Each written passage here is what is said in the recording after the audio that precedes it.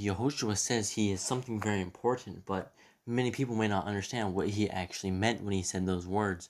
So in John 8, verse 12, or Yochanan, it says, Then spoke Yehoshua again unto them, saying, I am the light of the world.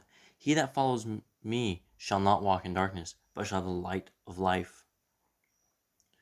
Then the Parashim therefore said unto him, You bear record of yourself, your record is not true. Yehoshua said unto them, Though I bear record of myself, yet my record is true, for I know whence I came and whither I go, but ye cannot tell whence I came and whither I go.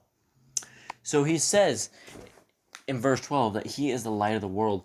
And now, if you look back at a few things, let's take a look at Psalms, and he says, your word is the light into my path. His word was the Torah. Yeshua says he is the Torah of the world, right? He says, and another thing was the light, right? Because that was your guiding path. That's what your instructions were.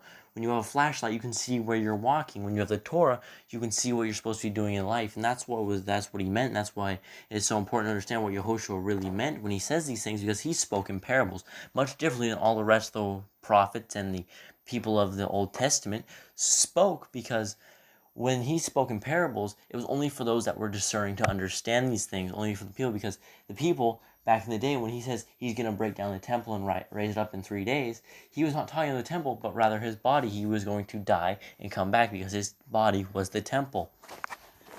And that's what he meant. And so he kept the Torah in all things. He kept the first 5 books of the Bible. He kept the law, statute, and commandments of our Creator. And he says he was a light because in the beginning of John it says, and the Word became flesh. And that's what it meant, because he was the Torah that was made flesh, because he lived that perfect sinless life where he didn't do anything against the Torah.